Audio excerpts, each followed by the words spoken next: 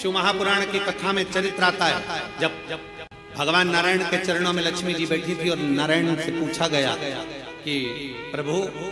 आपने मुझे किससे प्राप्त करा, तब भगवान नारायण ने कहा मैंने शिव से प्राप्त करा, क्योंकि तुम्हारी माता ख्याति देवी तुम्हारा विवाह शिव से करना चाहती है, पर मैंने भगवान शंकर से कहा कि मैं लक्ष्मी से प्रेम करता हूं, इसलिए लक्ष्मी मुझे प्यार है। तो तुम्हारी माता हे लक्ष्मी, तुम्हारी माँ ख्याति देवी ने तब तुम्हारा विवाह मेरे साथ करा। तो लक्ष्मी से भगवान नारायण पूछ रहे हैं, नारायण लक्ष्मी से चर्चा कर रहे हैं, बात कर रहे हैं कि तुम सबसे ज्यादा आदर सम्मान सत्कार किसका करती हो, किसके कहने पर तुम किसी के घर पर जाती हो, किसके कहने पर तुम उसके निहाल कर देती हो, किसके कहने पर तुम उसका भंडार भर देती हो। लक्ष्मी को कौन है जिसके कहने पर तुम उसके कहने पर चले जाती हो। लक्ष्मी जी ने कहा अपने स्वामी भगवान नारायण से, केवल एक वो हैं देवाधिदेव महादेव जो कहते हैं मुझसे। देवाधिदेव महादेव ने मुझसे कहा है कि जो एक लोटा जल मेरे मंदिर में लेकर आए, क्योंकि लक्ष्मी ने कहा था मैं नारायण के चरणों की दासी हूं, तो मैं आपकी भी दासी हूं, आप बताओ मैं कहाँ रहूं। भगवान शंकर ने कहा कहीं नहीं लक्ष्मी, अगर कोई एक लोटा जल लेकर शंकर के मंदिर में आए, जल चढ़ाकर जब वो घर जाए तो उसके लोटे के साथ उसके पीछे पीछे तू उसके घर में प्रवेश कर जाना, उसका दुख हल, उसका संकट।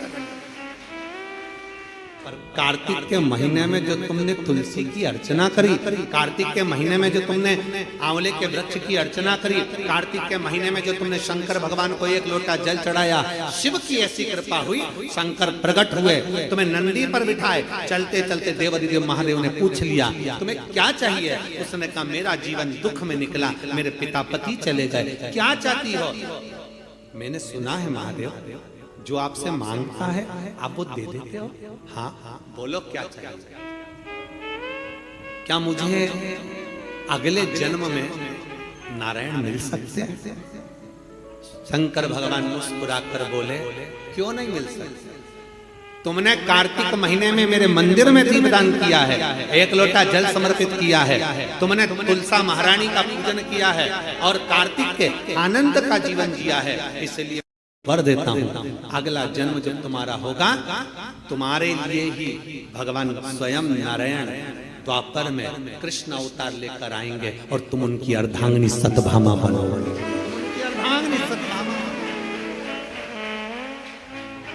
ये पुण्य हमारे जीवन का एक आनंदमय पुण्य है। सतभामा जी ने कई बार भगवान कृष्ण से पूछा ये पुण्य की प्राप्ति, ये सुंदर कल्प वृक्ष की प्राप्ति मुझे कैसे हो गई। तो भगवान ने कहा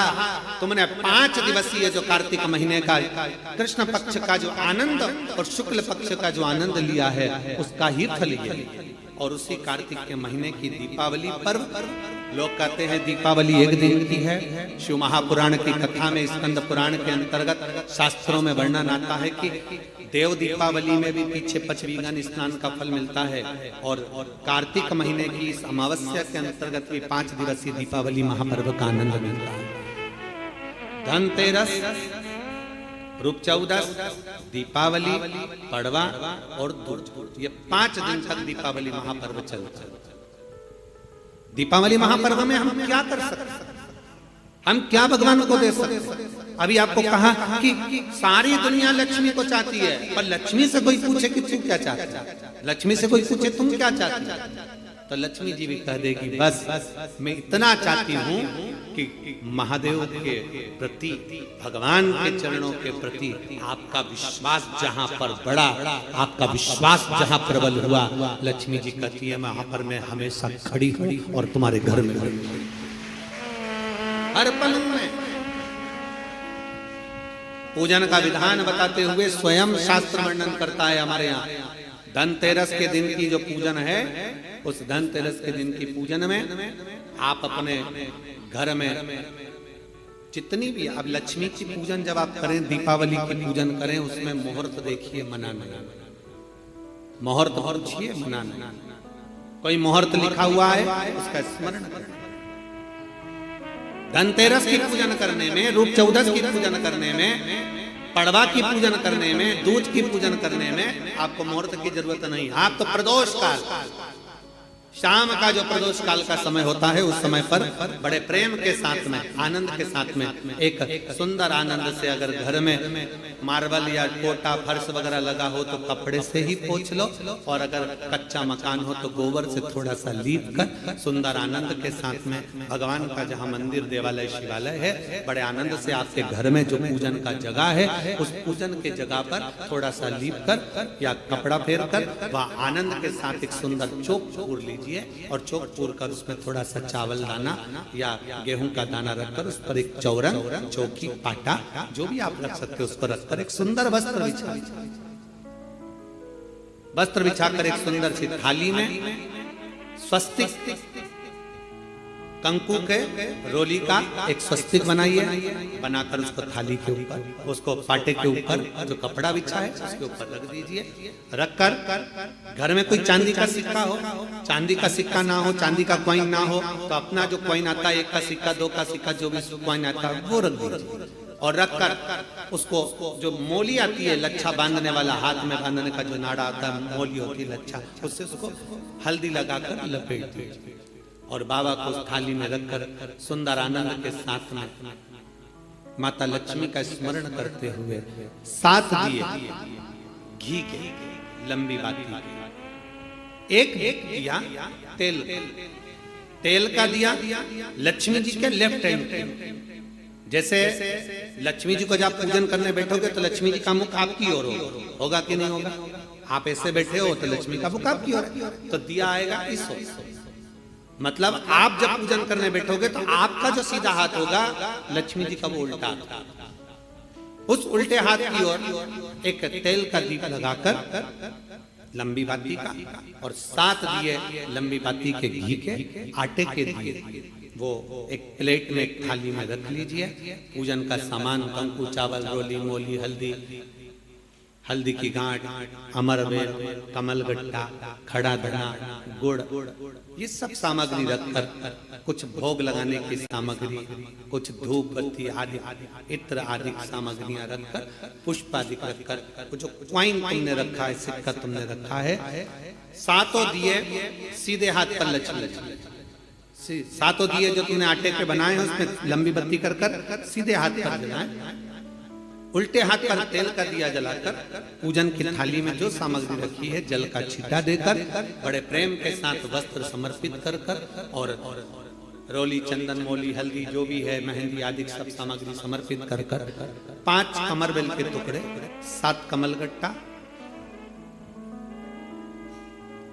5 अमरबेल के टुकड़े, 7 कमलगट्टा, 5 हल्दी की गठान, ये सब अपने हाथों में लेकर माँ लक्ष्मी से प्रार्थना कर कुबेरेश्वर महादेव से विनती कर शिव की आराधना कर नारायण की आराधना कर दामोदर भगवान की आराधना कर माँ लक्ष्मी की आराधना कर दोनों हाथों से समर्पित कंकु, रौली उस सिक्के के ऊपर धीरे धीरे कर डालें, हल्दी धीरे धीरे कर उस पर डालिए, और जो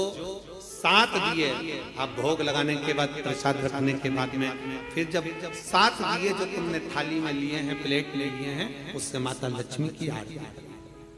कुबेरेश्वर महादेव का स्मरण कर आरती करिए। आरती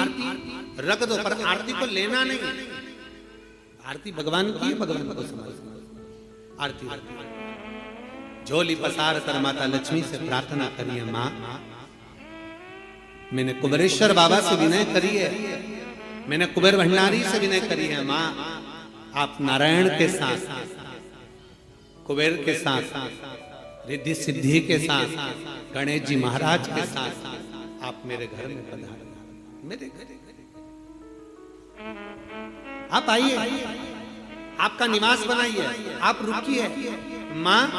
हमें बहुत सारे अवगुण, हे लक्ष्मी माता, हे नारायण, हे शंकर, हे उघड़दानी, हे गणेश जी महाराज, हे रिद्धि सिद्धि, हे कुबेर, हमें बहुत अवगुण है, पर हे माँ हमने सुना है आपने शिव जी से जब वर मांगा था तो कहा था कि बाबा, शंकर भगवान से लक्ष्मी जी ने कहा था मैं जाने को तो चले जाऊं प्रत्येक मनुष्य के घर में, पर उसके घर में तो इतना अवगुण भरा हुआ है, इतने दोष भरे हुए हैं, इतना अपशब्द भरा हुआ है, इतने ताने भरे हुए हैं, इतनी गालियां भरी हुई है, इतना मन में खोट भरा हुआ है, मैं इनको कैसे लक्ष्मी प्रदान करूं, मैं इनको कैसे भंडार। तब मां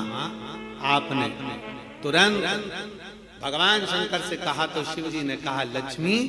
जब आप शिव की साक्षी में किसी के घर में प्रवेश करो तो अवगुण मत देखना, उसके गुण देखकर प्रवेश कर जाओ। वो कहते हैं कि मेरे गिनियो ना अपराध लाडली हमारे अवगुण ना गिने जाए। स्कंद पुराण में कार्तिक महत्तम वर्णन कर रहा है और बड़े प्रेम से भगवान कह रहे हैं कि इस कार्तिक के महत्तम में, इस कार्तिक के महत्वता में आज आप सबने धनतेरस पूजन की महत्वता को जाना। और ये पूजन 5 दिन तक आप जिस जगह पर पहले दिन पूजन कर रहे हो धनतेरस की, जैसे आपने धनतेरस कुबेरेश्वर धाम की जो धनतेरस है वो 29 तारीख की रहेगी, रूप 14 30 तारीख की रहेगी, दीपावली जम के बोलो 31 तारीख की रहेगी, 31 अक्टूबर, गोवर्धन पूजन 1 तारीख 1 नवंबर, ऐसे 2 तारीख, ऐसा क्रम सुंदर यहाँ कुबेरेश्वर धाम की धरा पर रहे। तो आप लोग जो पूजन करेंगे 29 तारीख को धनतेरस की प्रदोष काल, कोई समय प्रदोष काल का देखकर बड़े प्रेम से लीप कर चौकी रखकर बड़े आनंद के साथ में कपड़ा बिछाकर उस पर थाली रखकर सुंदर भाव के साथ धनतेरस की पूजन करो और मेरे कुबेरेश्वर महादेव का स्मरण करो कुछ देर बैठकर, क्योंकि लक्ष्मी को भी और कुबेर को भी देने वाला अगर कोई है तो वो देव अधिदेव महा देने वाले।